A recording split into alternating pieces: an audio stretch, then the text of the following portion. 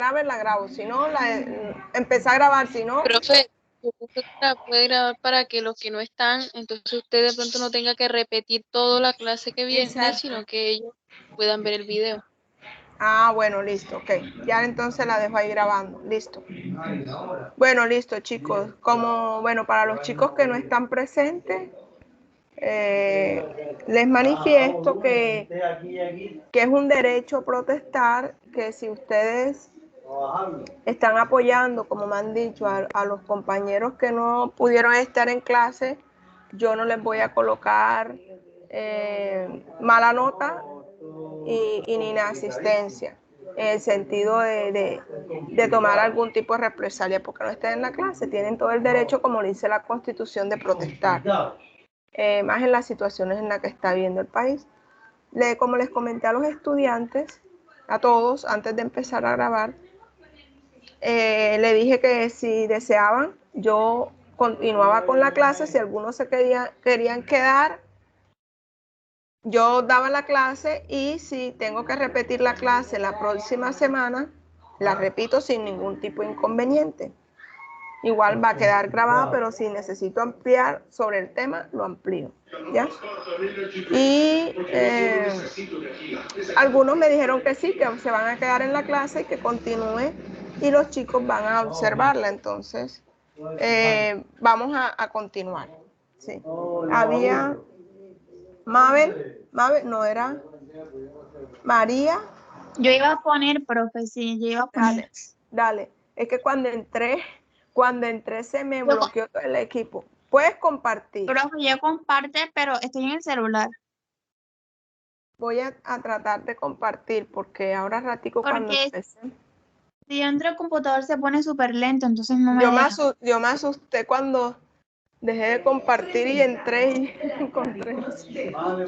Un chaleco servible. Bájenle el volumen. Para concentrar el calor en abdomen, cintura, cadera, espalda alta y espalda Bueno, voy a mirar si puedo compartir. Es una prenda que todas las mujeres debemos tener. Simplemente ponemos debajo de la ropa y con los movimientos que hacemos en nuestra vida cotidiana, logramos concentrar el calor en toda la zona abdominal, incluyendo la espalda alta. Que son zonas donde se encuentran las mujeres depositadoras. El resultado, proyecto, pero es que tú no me escuchas. Ya. Hay una jodida. ¿Qué vas a ir en este momento? Y ayer en el medio también me pongo en el ¿estoy perdiendo? Yo un poco de eso porque se llama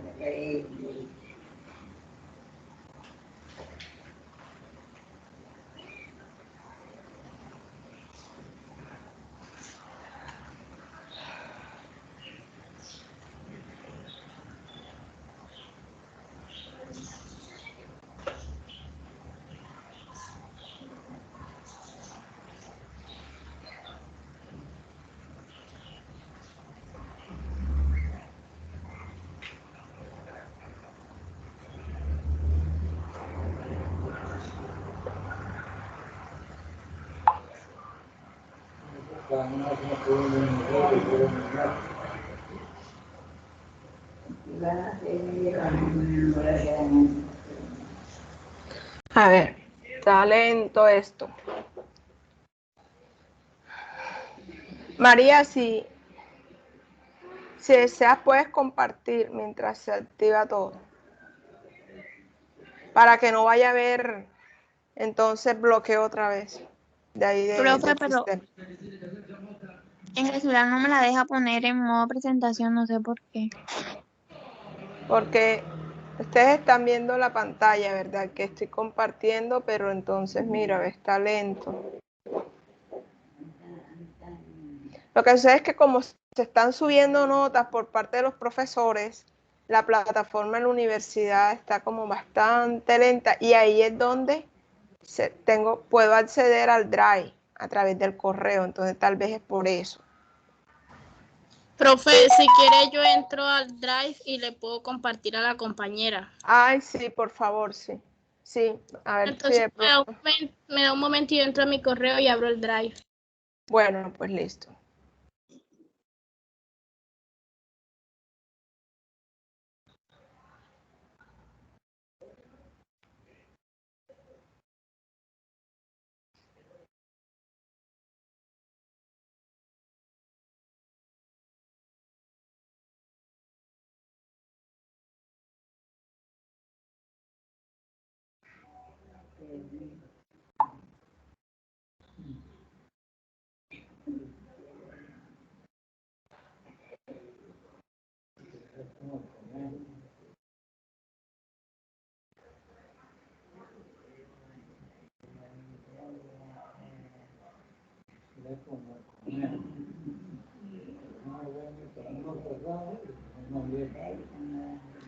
¿De quién busco, profe?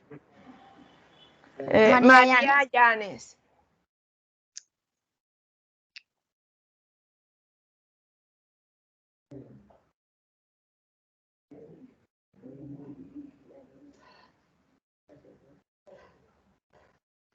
¿Cuál? Arquitectura medieval.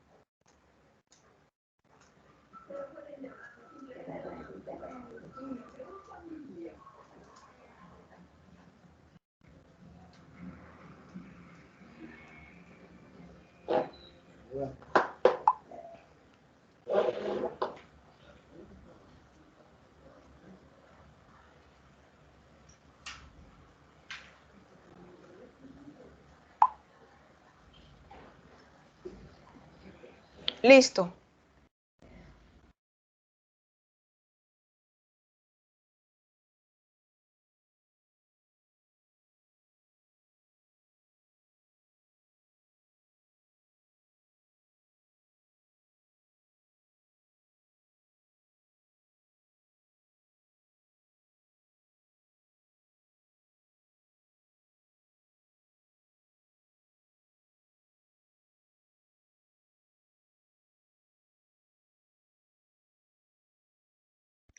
Todavía me sale en negro.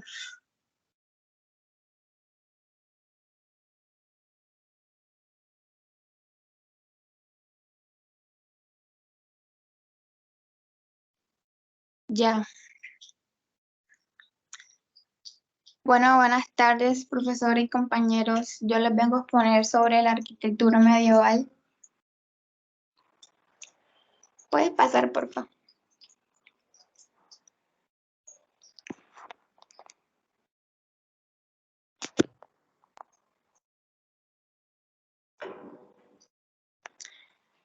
En la arquitectura de la Edad Media se desarrollan principalmente tres estilos. El bizantino, que influye durante todo el periodo románico entre los siglos XI y XII, y el estilo gótico entre el XII hasta el siglo XV.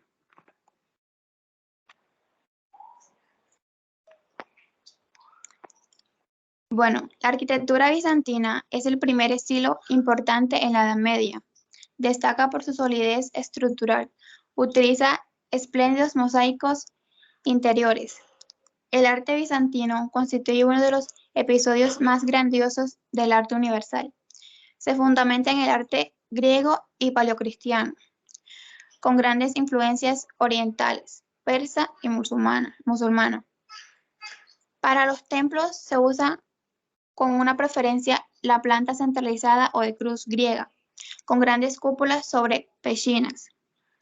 Aunque los materiales constructivos no son especialmente ricos, sí lo es su decoración, a base de mosaicos y pinturas murales, donde la representación de la figura humana solemne y eriática genera una gran sensación de espiritualidad que heredará posteriormente el arte románico.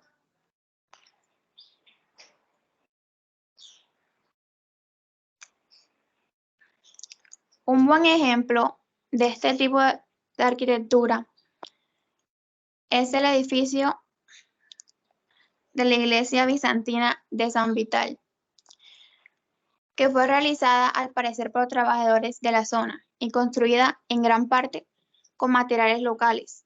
Los ladrillos son distintos de los utilizados anteriormente en Rávena y en todo el norte de Italia, delgados y largos, separados por juntas de mortero bastante gruesas.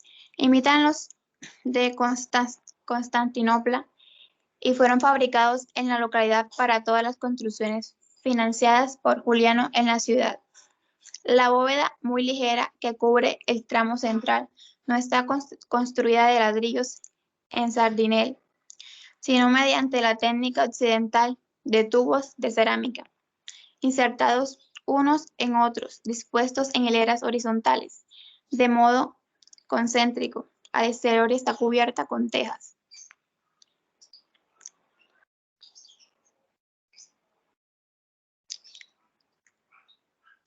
La otra arquitectura que se desarrolló fue la románica, que nace en Francia y se desarrolla principalmente en Italia, Alemania y España.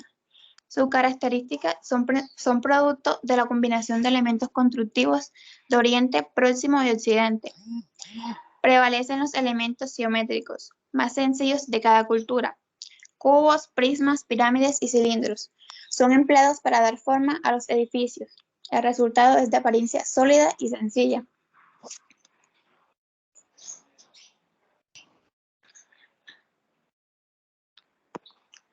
Esta arquitectura se destaca por sus originales torres, campanarios de forma circular y las puertas laterales, que son posiblemente una influencia del románico alemán. También la planta del edificio responde al modelo más habitual de planta basilical, en la que se inserta un transepto que se nota en altura, creando una cruz latina, y el cimborrio en el corazón encierra una cúpula sobre trompas.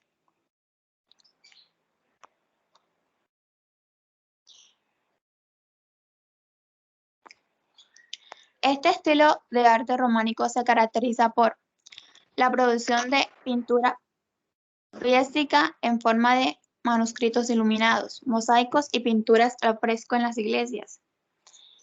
El arte medieval en forma de vidrieras de colores brillantes, manuscritos iluminados. Los colores en el arte románico fueron generalmente silenciados, a excepción de los utilizados en manuscritos y vidrieras. Las figuras que aparecían en el arte románico variaban su tamaño a menudo, en relación con la importancia que tenían. Santuarios religiosos y ataúdes estaban decorados con metales finos, detalles dorados y esmalte. Bordados románicos destaca el tapiz de Bayeux, esculturas figurativas talladas en piedra.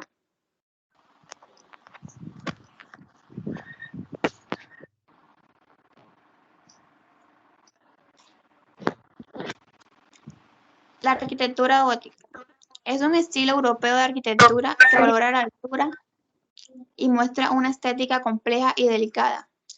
Aunque sus raíces son francesas, el enfoque gótico se puede encontrar en iglesias, catedrales y otros edificios similares en Europa y el resto del mundo.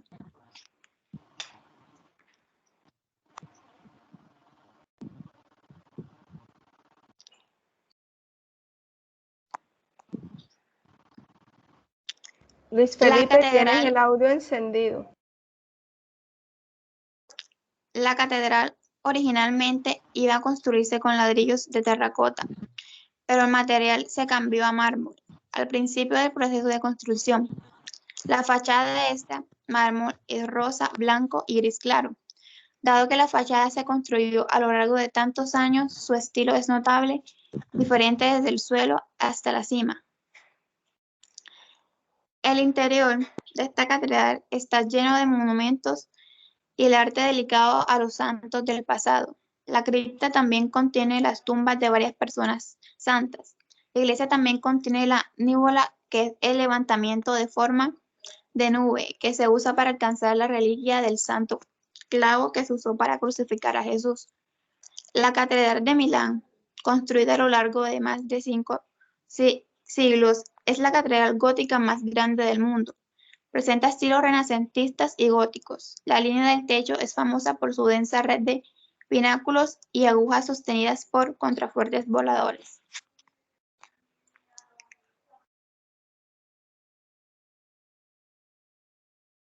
Las características generales de la Edad Media son la monumentalidad, grandiosidad de los edificios, debería servir para reflejar la importancia de las construcciones. La perdurabilidad, puesto que se trataba de una arquitectura hecha para durar eternamente. Arcos de medio punto, bóvedas de cañón, de aristas y cúpulas hemisféricas, columnas con capiteles dóricos, jónicos y corintios.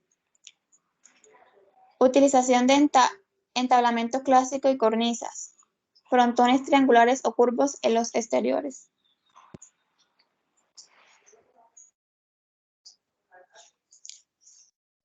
Los materiales que se usaban en la Edad Media son la piedra, que era el principal de los recursos empleados en las construcciones, apareciendo la piedra tallada. Esta piedra es acompañada de barro cocido, con el cual se afinaban los últimos detalles del borde de las piedras. Así también se afinaban los detalles del interior de la piedra. El mortero. Para este material se emplea una argamasa formada por una mezcla de arena, agua y cal, con el cual también se le daba forma a la piedra y se afinaban detalles. El vidrio. La catedral constituyó la principal manifestación arquitectónica, que supuso una verdadera revolución en el empleo de las técnicas constructivas, que permitieron aumentar la altura de los templos y darles una luz llamativa, unido a la aparición de vidrieras espectaculares.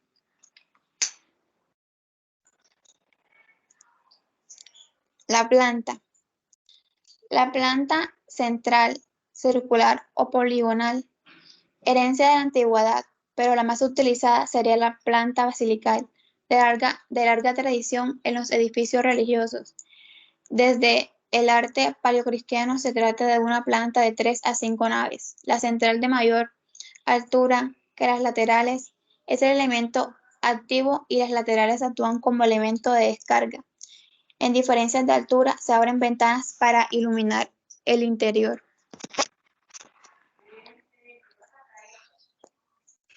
Los alzados. Elementos sustentantes. El muro desempeña un papel fundamental como elemento de cierre y de sustentación. Exteriormente está reforzada por contrafuertes. Las ventanas son estrechas y abocinadas. Los elementos sustentados. El arco, utilizado preferentemente, es el medio punto. Un arco de una sola centro equivale a media circunferencia. En él podemos distinguir la cubierta y la bóveda de cañón.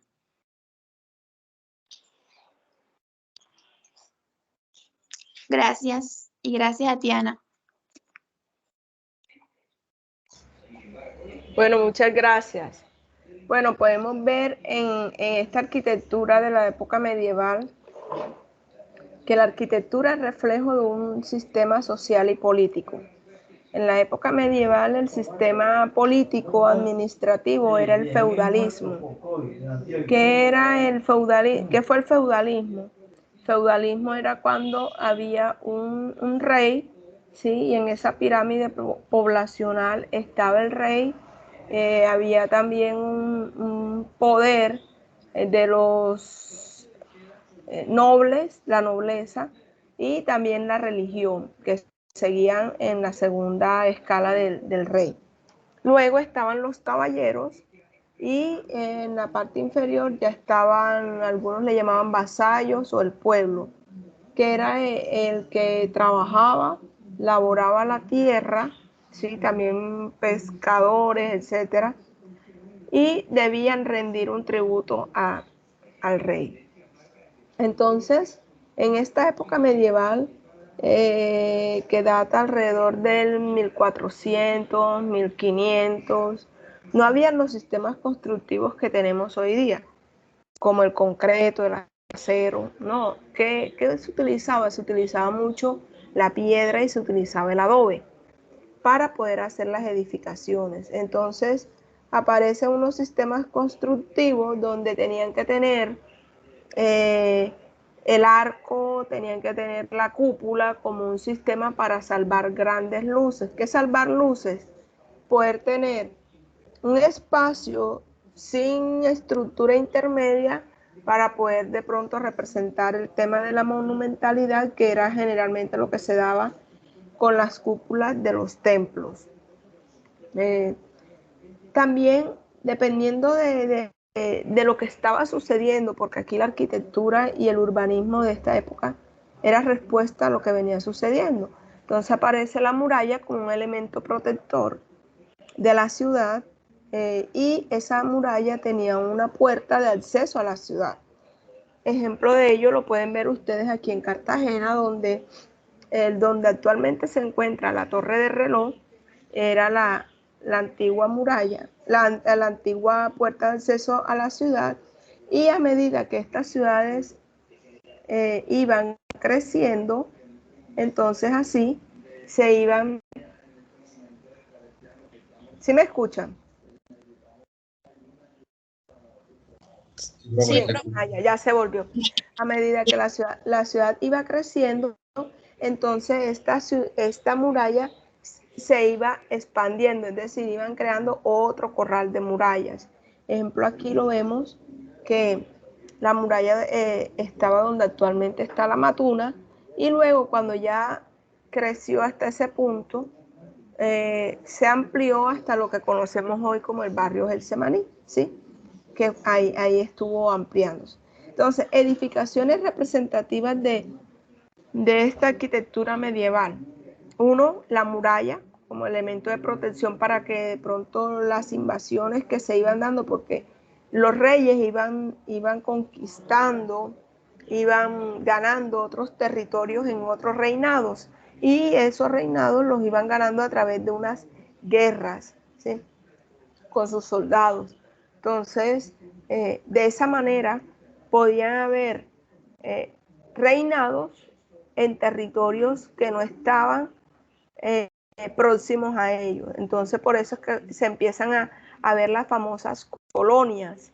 Entonces, ustedes ven que Inglaterra tenía colonias y tuvo colonias, y actualmente en África, en Australia, cuando se dio el descubrimiento de América, entonces en esa época, como el descubrimiento de América lo financiaron los reyes católicos de España, ellos ahí tuvieron dominio sobre este territorio americano, y acá generaron las diferentes colonias. Entonces, ese sistema político administrativo del feudalismo, donde gobernaba el rey y los trabajadores de la tierra le debían rendir ese tributo al rey, se vio también implementado en las colonias americanas, no solamente en Colombia, sino en las colonias que se desarrollaron desde México hasta Argentina, y en otros territorios de América, como en Norteamérica y en Canadá.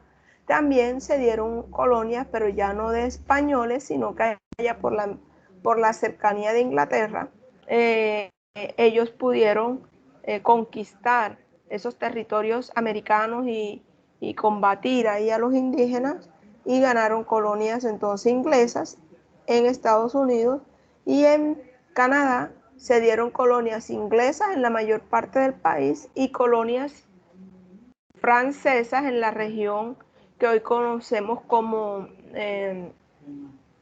la región donde está Montreal, etcétera.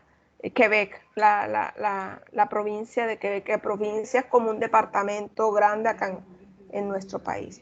Entonces vemos dentro de esa arquitectura de la época medieval están los castillos, que algunas veces los desarrollaban en las partes bajas si no habían grandes montañas, otras veces en las partes más altas como elemento de protección, los castillos donde estaba el rey, los fuertes, las murallas.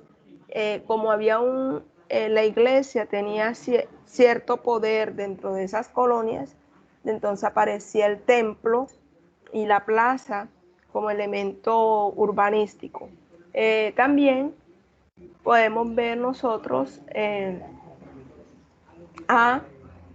podemos ver que frente a esas iglesias estaba la plaza, y podían aparecer edificios administrativos alrededor de la plaza, como los edificios de la aduana donde se cobraban impuestos, edificios de los nobles alrededor de esas plazas. Y Posteriormente, cuando esta arquitectura, dependiendo de el país y la influencia que tuvo el país de otras invasiones que se dieron anterior en Europa, así también es la arquitectura. Entonces, como los árabes invadieron a España, entonces hay una influencia de la arquitectura árabe en España, sí, a través del patio central, la edificación cerrada hacia el interior, aparece la fuente, la arquitectura mozárabe, etcétera, y la arquitectura mudéjar, que es toda una serie de celosías. Y ya un momentico les voy a mostrar aquí. Entonces aparece ahí toda esos elementos de influencia, por ejemplo, de los árabes en España, y de España lo traen a América, porque ya había tenido ese dominio en esa región. Voy a mostrarles aquí ahora un video de cómo se desarrollaron las murallas aquí en Cartagena, que fue en justo esa época.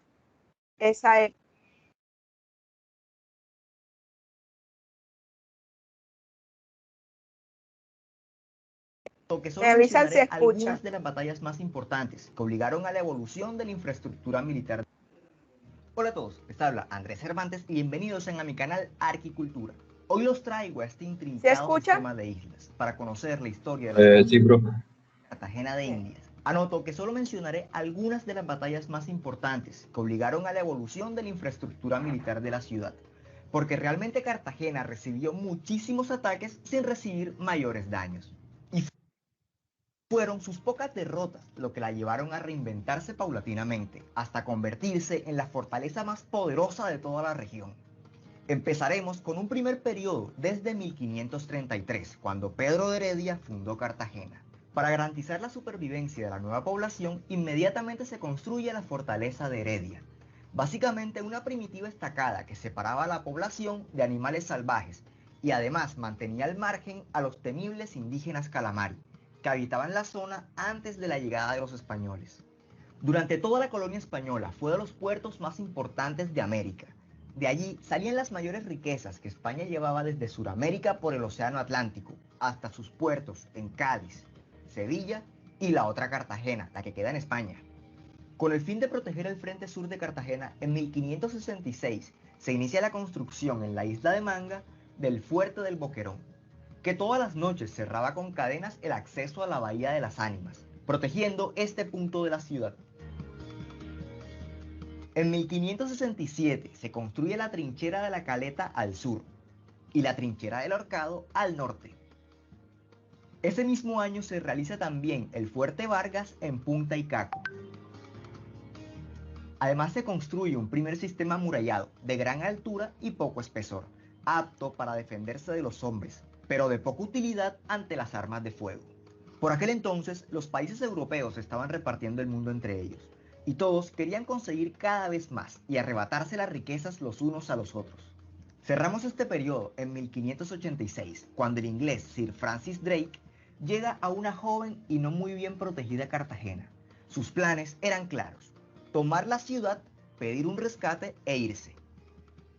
El plan salió a la perfección y el inglés y su gente abandonan la ciudad, llevándose consigo el dinero del rescate y un gran botín. Con el fin de proteger este importante puerto de futuras acciones similares, en 1595 se le encarga a Bautista Antonelli la fortificación de la ciudad, dejando un diseño general de lo que sería todo el proyecto de las fortificaciones, que entre otras cosas contemplaba la demolición de las primeras murallas, para ser reemplazadas por unas de menor altura y mayor espesor, siendo así más aptas para soportar ataques con poderosas armas de fuego, como cañones. Antes de seguir al siguiente periodo, a comienzos de los años 1600, debido a desgastes por acción de la naturaleza, el fuerte que estaba en Punta Icacos es reemplazado por el fuerte de San Matías. Y también estaba en construcción el convento en el Cerro de la Popa, que aunque era un edificio de uso religioso, en varias ocasiones llegó a servir como punto militar estratégico. Y en algún momento no estimado desaparecen las trincheras de la Caleta y el Ahorcado. Un segundo periodo empieza en 1614, cuando Cristóbal de Roda, sobrino del diseñador original Bautista Antonelli, toma la dirección del proyecto de su tío, hasta 1630. En este periodo se construyen los baluartes de Santo Domingo, que es flanqueado a la izquierda por el baluarte de Santiago Apóstol y a la derecha por el baluarte de Santa Cruz, defendiendo la conexión de la ciudad con la península de Boca Grande, que en aquel entonces tenía una morfología diferente a la actual. Del otro lado se construyen los baluartes de Santa Catalina y San Lucas, pero hay un cambio de planes, pues se edifican un poco más alejado de la ciudad. El motivo era anexar tierras fértiles, para poder cultivar intramuros y tener sustento en un eventual asedio. También son construidos los baluartes de San Carlos, La Merced y Santa Clara, y simultáneamente es construida la muralla de la Marina, como se le conoce a todo el tramo que enfrenta a mar abierto. El extremo sur es cerrado por los baluartes de San Francisco Javier y San Ignacio de Loyola, unidos por una muralla, que por cierto atravesaba predios de la Compañía de Jesús. Recuerden esto porque será muy importante más adelante. Seguimos con los baluartes de San Juan Evangelista y San Pedro Apóstol, que custodiaban ambos extremos de la boca del puente. Entonces, con los baluartes de San Pablo, San Andrés y San Pedro Mártir, es cerrado por completo el perímetro, quedando la boca del puente como el único acceso a la ciudad. Delante de esta puerta había un puente levadizo que permitía aislarse por completo de los enemigos. Veamos qué ocurría en las inmediaciones de la ciudad en estos tiempos. Para complementar el fuerte de San Matías, en el otro extremo del acceso de Boca Grande se construye el fuerte de Santa Ángel, que no dura mucho tiempo cumpliendo sus funciones, porque resulta que en 1626 se replantea la estrategia defensiva y se desmontan los fuertes de San Matías en Punta Icacos y el de Santa Ángel en Tierra Bomba, y se decide fortificar la bahía interior, por lo que el fuerte del Boquerón es complementado primero con el Castillo Grande de Santa Cruz en Punta Judío. Frente a este se proyecta San Juan de Manzanillo y el fuerte de Manga cerca al Boquerón. En 1629 es nombrado gobernador de Cartagena el ingeniero Francisco de Murga, quien trabajaría junto con Cristóbal de Roda en la última parte del proceso de fortificación. Con la muerte de Roda en 1631, Francisco de Murga queda al frente de las obras y da un nuevo rumbo al diseño original que planteó Antonelli. Antes de seguir adelante, ¿recuerdan la muralla que estaba entre San Francisco y San Ignacio? Pues luego de disputas, la comunidad jesuita resolvió construir un colegio sobre la muralla, perforándola, lo que comprometería la efectividad defensiva de la muralla. Pasamos ahora a otro periodo, desde 1631 hasta la muerte de Murga en 1636. En este momento se terminan las obras del fuerte de Manga y además de San Juan de Manzanillo.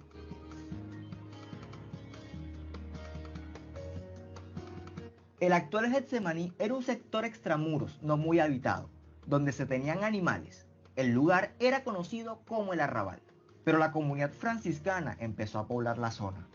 Debido a que no era conveniente para la ciudad tener esa área desprotegida, en 1631 Francisco de Murga inicia la fortificación del barrio Getsemaní, empezando por el baluarte de San Lorenzo, también llamado el Reducto. Defensivamente actuaba junto con el Boquerón para proteger el acceso al surgidero, es decir, el puerto ubicado aquí. Otro motivo para iniciar por este baluarte era controlar la mercancía de contrabando que entraba a la ciudad. Luego se siguió con la construcción de los demás baluartes, Santa Isabel, San José, Barahona, y del otro lado los baluartes de Santa Bárbara y Santa Teresa, entre los cuales se ubicó la Puerta de la Media Luna. Y por último, el baluarte de San Miguel de Chambacú, cerrando Getsemaní. Recordemos que la boca del puente era el acceso a la ciudad, pero al anexar Getsemaní a la fortificación, estas zonas pasan a tener mayor vigilancia desde estos baluartes, quedando entonces la Puerta de la Media Luna como el único acceso terrestre a Cartagena, por medio de un puente. Y para proteger mejor esta entrada, se construye sobre el puente el Rebellín de la Media Luna. Alterna a la Puerta de la Media Luna existían otras entradas de menor jerarquía, pero no eran de uso habitual y debían estar custodiadas. La era de Francisco de Murga termina en 1636 con su muerte. Antes de pasar al siguiente periodo, hay que anotar la presencia del Cerro de San Lázaro, un punto elevado desde el cual un ataque hacia Cartagena sería imparable, por lo que empieza a hacer eco la idea de fortificar el cerro, pero no se haría por ahora. El siguiente periodo sería entonces desde 1640 hasta la próxima gran batalla en 1697. Abrimos con un acontecimiento aparentemente insignificante, pero que desencadenaría uno de los sucesos que haría replantear drásticamente toda la estrategia militar de Cartagena. En 1640, 3 embarcaciones portuguesas que transportaban esclavos encallan en la salida de Boca Grande, debido a cúmulos de arena que había en la zona. Rápidamente se sedimentó esta abertura y se llenó de vegetación. Se dice que se podía cruzar a pie desde Boca Grande hasta Tierra Bomba. El nuevo plan es fortificar la entrada de Boca Chica, por lo que en 1646 se manda desmontar los fuertes de Santa Cruz, San Juan de Manzanillo y el de Manga, para poder construir las nuevas fortificaciones. Pero las obras se dilatan y los fuertes simplemente son abandonados. Mientras se construye el fuerte de San Luis en Boca Chica. Del otro lado, delante de los baluartes de Santa Catalina y San Lucas, es terminado un sistema de fosos y rebellines que defenderían este extremo. También es fortificado el Cerro de San Lázaro, con la construcción de lo que vendría siendo la primera etapa del Castillo San Felipe de Barajas. Y hacia 1656 se construye una segunda muralla delante de la que había sido perforada por la construcción del Colegio de los Jesuitas.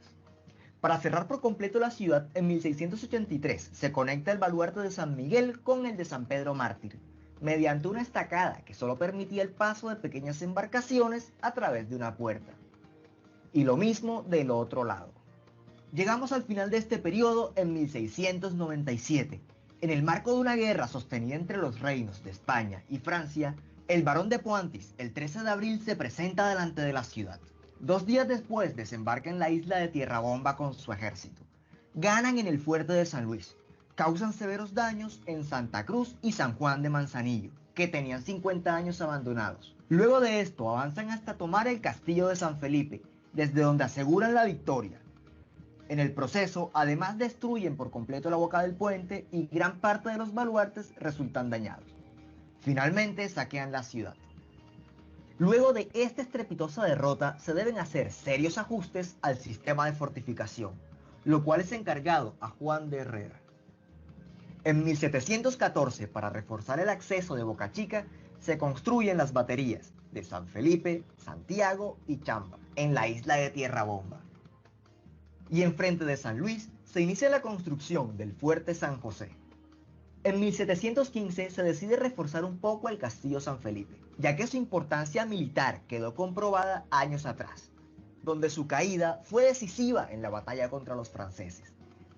También se reconstruye el fuerte de San Luis en Boca Chica, y en la década de 1720 se reconstruye San Juan de Manzanillo y el Castillo Grande de Santa Cruz, pero el fuerte de Manga no.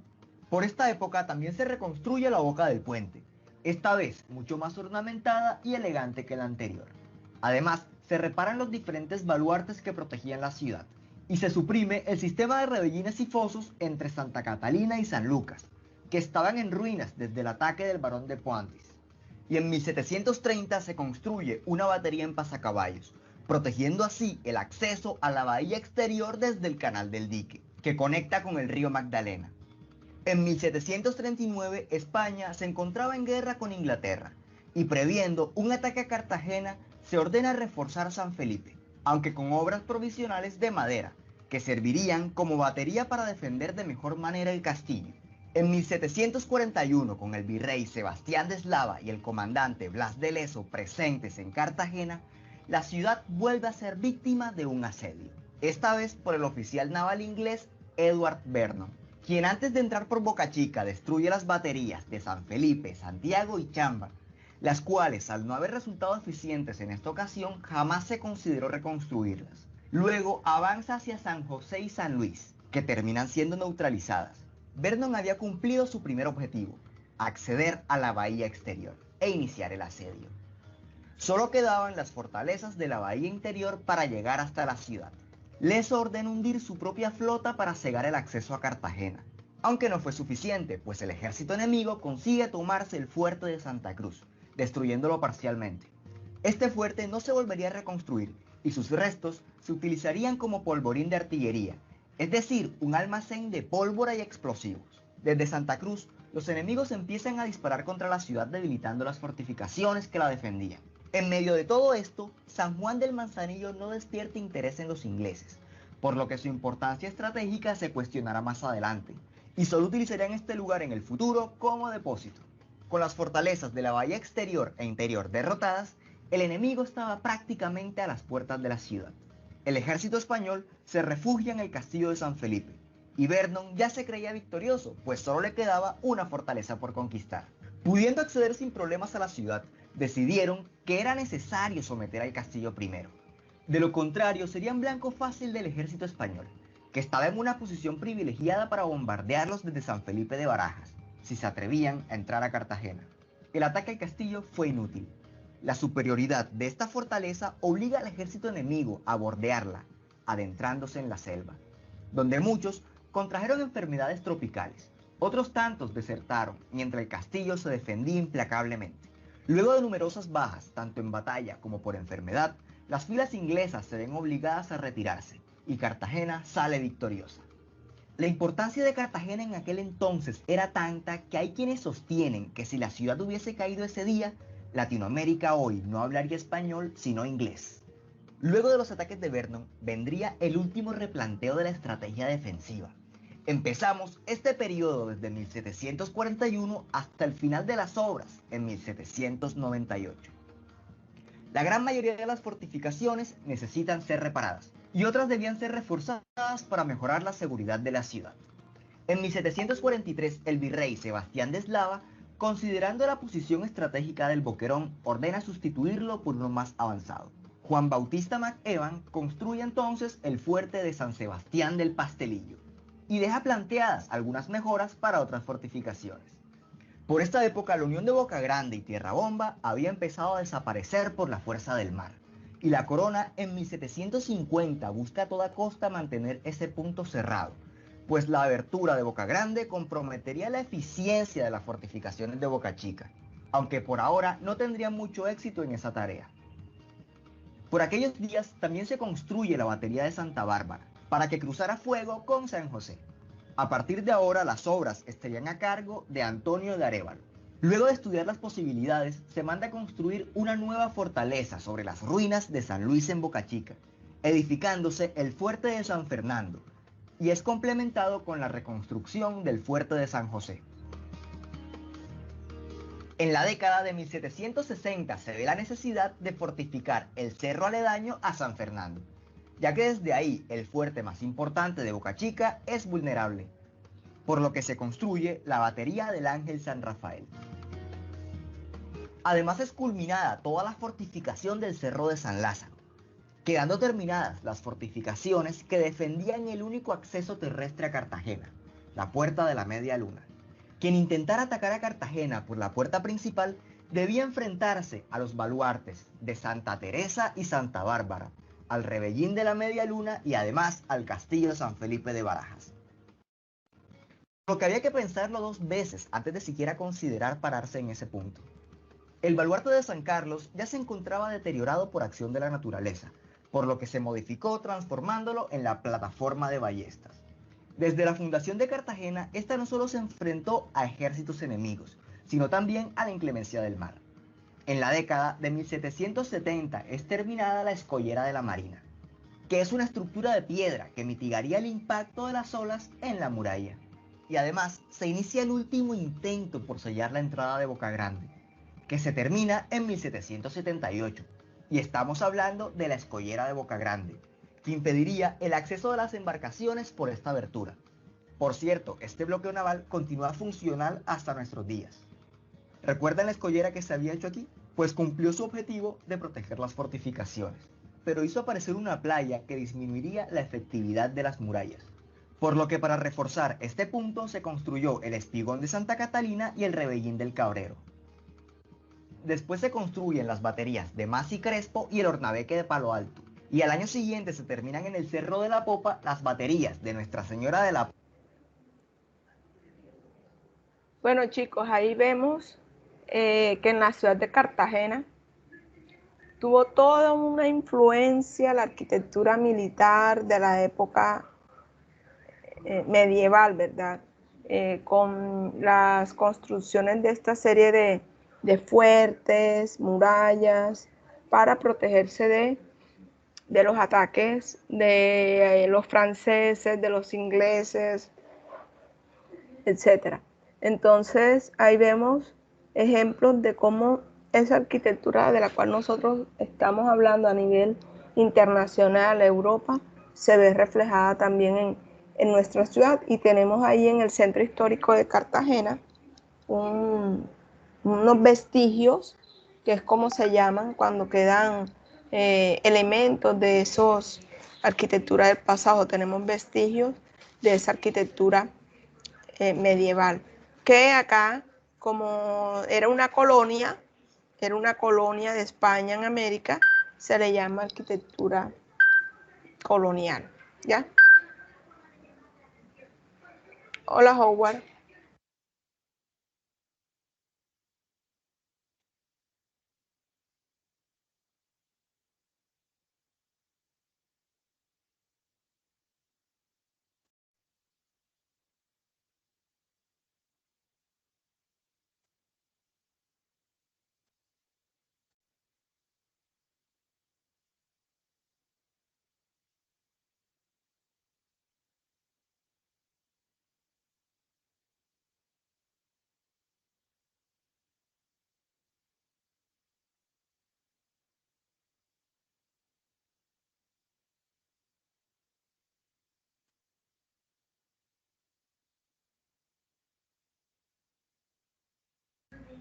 Bueno, entonces vemos ahí al profesor Howard, que tiene a su hermanito enfermo de COVID. Bueno, entonces vemos ahí esa influencia de esa arquitectura de la época medieval aquí en el centro histórico y de Cartagena, incluyendo el barrio Getsemaní. Y aparecen ahí el neogótico y el neoclásico, pero ya un periodo de la época de la República que obedece ya primero tenemos que conocer el Renacimiento para luego ver ese Renacimiento cómo se vio reflejado en la arquitectura en Cartagena, ¿ya? Bien, ¿alguna pregunta en particular sobre este tipo de arquitectura? La arquitectura de la medieval.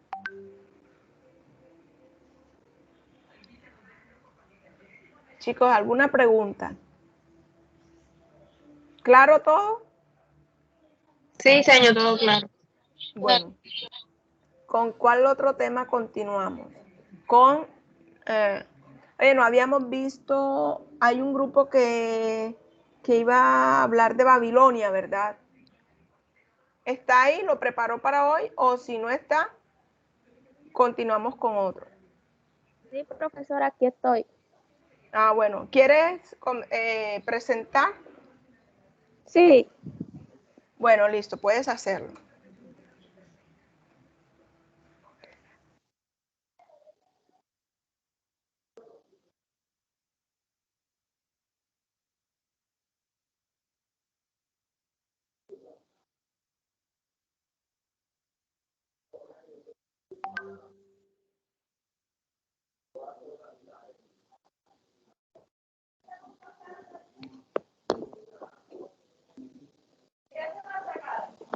ya se está viendo. Sí, Sí, claro. ya se ve. Sí, sí, se está viendo. Ahora vamos a ver el Sigurat. Vamos a entrar a ver el Sigurat. Bueno, yo soy Priscila Arevalo Terán. Hoy les vengo a hablar sobre la arquitectura de Babilonia. Esta arquitectura debe su nombre a la región de su origen en la ciudad de Babilonia de la Baja Mesopotamia, situada entre el desierto de Siria al oeste y a la meseta de Irak al este, entre los ríos Tigris y Éufrates. Se caracterizaba por sus monumentos colosales de forma uniforme y maciza, prevaliendo siempre las líneas rectas. El ancho de los muros y la construcción de grandes planos rectilíneos. Las torres escalonadas, las grandes murallas, las estructuras de calles en sección interna y las construcciones en ladrillo cocido y adobe. Otra de las características más notables de la arquitectura babilónica es que sus construcciones no tenían cimientos. De las planchas de cimentación se desplantaban los muros de carga. Una vez con esto, los babilonios utilizaban bóvedas y arcos, utilizando ladrillos acostados para ir rellenando los muros con adobe. Estos ladrillos de arcilla también fueron evolucionando. Primeramente fueron de mera arcilla, después le agregaron paja para darle más cohesión. Posteriormente los sometieron a fuego y por último los vidriaron, con colores como verde, azul y amarillo, o detallándolos con representaciones de animales protectores. Sus construcciones en su interior eran penumbrosas, debido a que por los materiales utilizados no usaban cerramientos por la falta de madera, pues en su entorno era fundamentalmente desértico. Las construcciones de los babilónicos, en ejemplos muy específicos, utilizaron las vigas y los pilares de madera, construidos con el apreciado cedro del Líbano, que era muy difícil de traerlo desde otros puntos de la geografía. Se construían sin mortero y cuando un edificio ya no era seguro o no cumplía su tarea, se derribaba y se volvía a construir en el mismo emplazamiento, se rellenaba y se construía encima.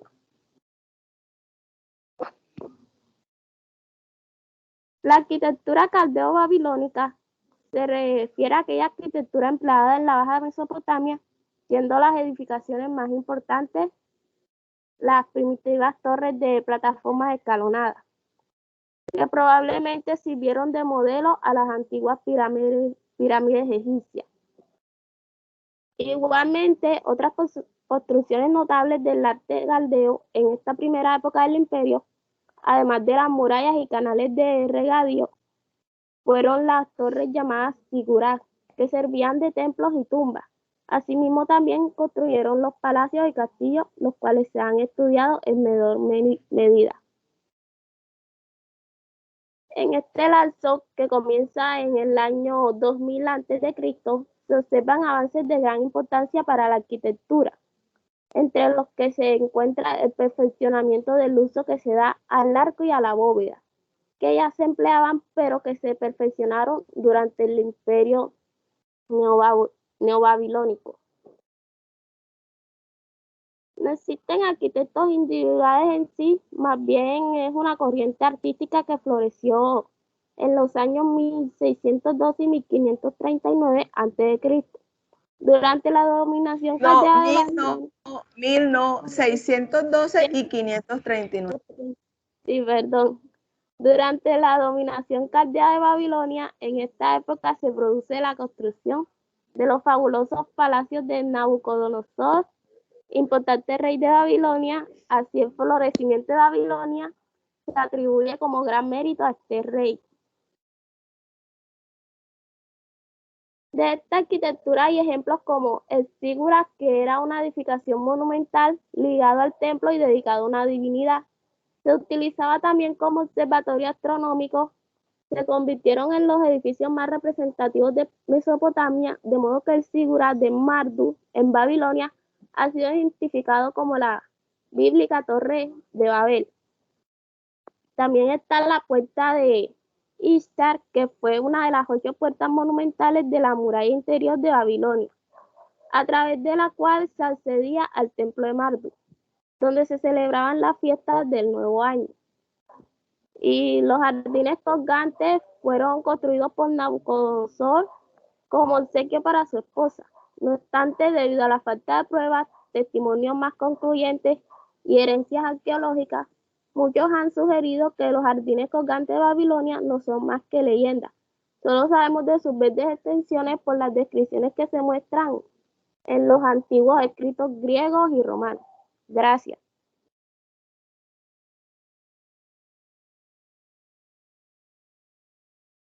Muy bien, entonces ahí aparece el sigurat como un elemento representativo, así como aparecen en los egipcios y en los mayas y en los aztecas, las pirámides, aparece este sigurat como el elemento que representa esa arquitectura mesopotámica, igual que los jardines colgantes.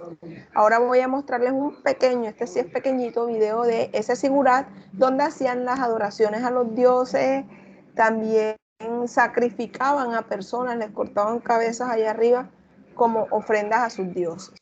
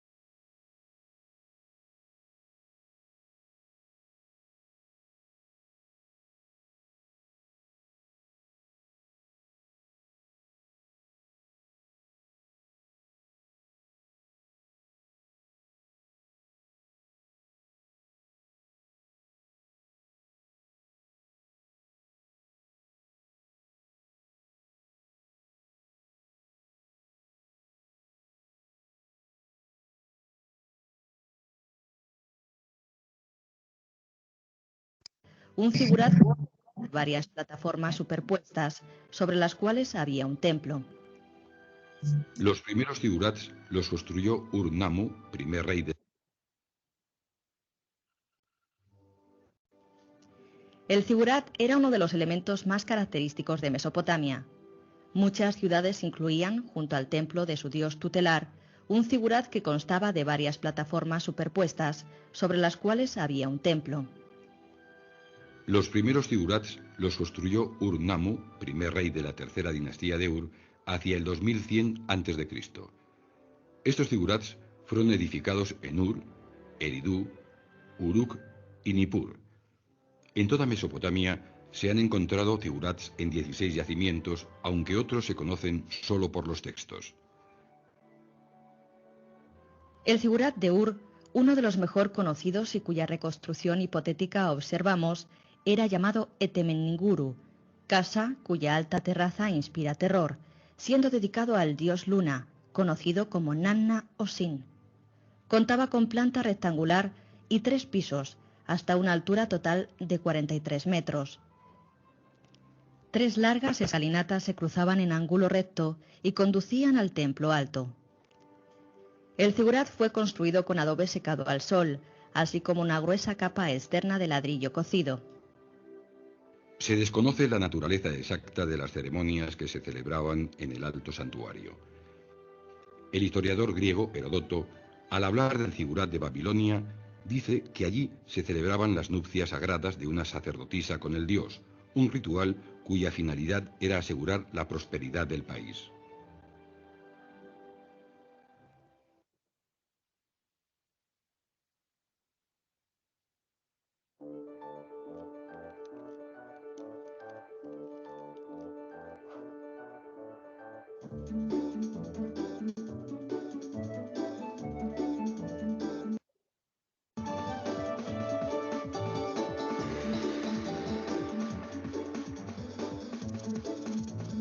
Muy pequeñito, y a partir de allí contar todos los momentos, ya que en idioma griego quiere decir la tierra entre 2 ríos. Hoy, las aguas de estos 2 ríos que abrazan el origen de la historia recorren los países de Turquía, Siria e Irak hasta desembocar en el Golfo Pérsico. Del nomadismo al sedentarismo. Allá por el año 6000 a.C., un grupo de pueblos nómades llegaron a Mesopotamia y aprendieron a sembrar y cosechar. Y como no necesitaron deambular más en búsqueda de alimentos, se afincaron en casas formando los primeros poblados de la historia. Tenemos que volver a irnos. No, querido, ya no será necesario. Gracias a la agricultura que les proporcionaba granos de cereal y frutos, y la ganadería que les proporcionaba carne y leche, los pueblos se asentaron y dejaron de ser nómades para convertirse en sedentarios.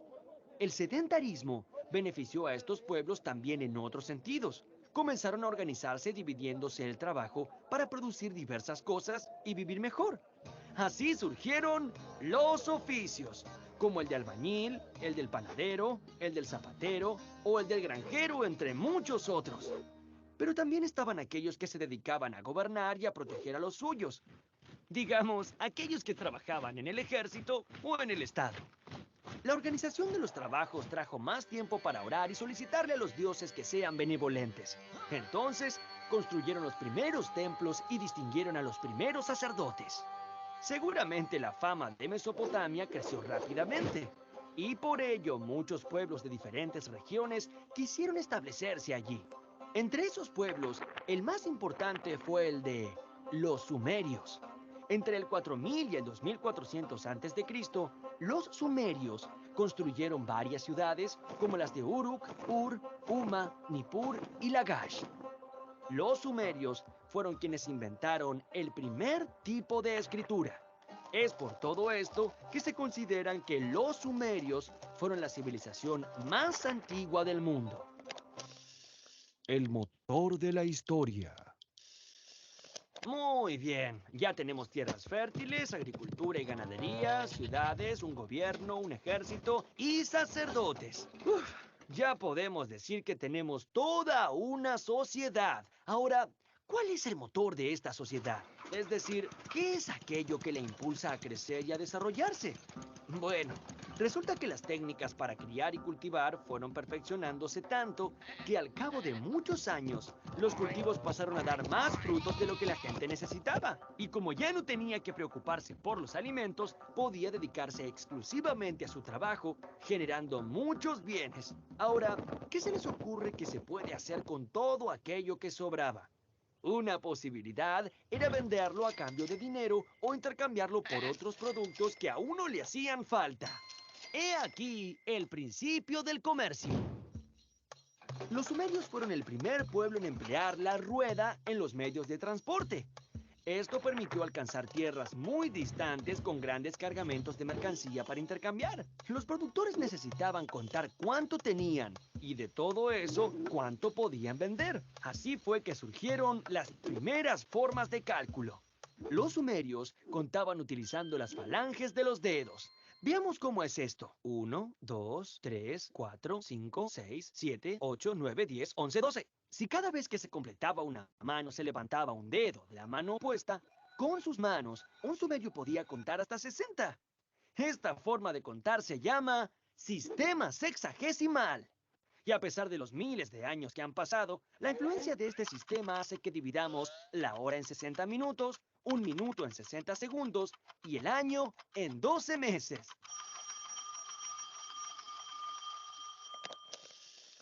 La era del hierro. El desarrollo del comercio generó muchas riquezas y la acumulación de esas riquezas generó Bueno, entonces ahí comenzamos a ver entre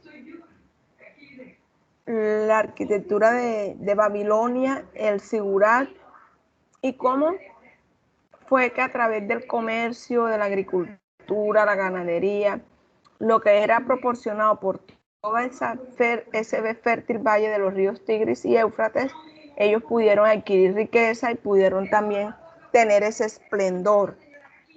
¿Ya? Entonces a veces es necesario, cuando estamos analizando la arquitectura, no solamente de ver el edificio, sino conocer el contexto social, económico, político que había, a través del cual ellos podían adquirir riquezas, recursos para poder hacer una ciudad y una arquitectura destacada, porque podían tener herramientas para hacerlo.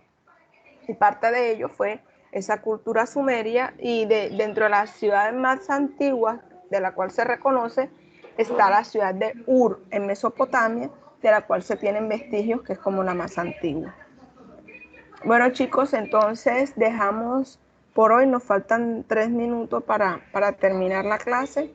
Les agradezco mucho a los que se hayan quedado en la clase. También una recomendación, por favor, es que hay que cuidar la vida, hay que protegerse, porque hay veces que en manifestaciones se filtran personas que no quieren la verdadera democracia y a veces tergiversan el interés de unos, entonces se ve afectado por otros que quieren cambiar eso. Entonces sí, hay que ser muy sagaz y astuto para entender cuando algo es de acuerdo al bien común y cuando a través de manifestaciones que de pronto dañen el patrimonio de la misma ciudad y de todos los demás con los que se benefician los demás habitantes de la ciudad, no afectarlos. Entonces eso sí hay que tener mucho cuidado y sobre todo proteger la vida, ya proteger su vida. Entonces cuídense mucho de todo, de la pandemia, de todo, y espero que nos veamos la próxima clase con los de taller el jueves y con el resto el próximo martes. Que estén muy bien. Hasta la próxima, profe. Está muy bien. Chao, profe, gracias. Chao, hasta luego, profe. Gracias. Chao, profe. Chao, chao. Profe, dígame. Yo tengo una pregunta porque es que no sé si usted va a seguir con las exposiciones en la próxima clase o no sé. Sí, claro. Bueno, profe, que tenga buena tarde. Chao. Ok, chao.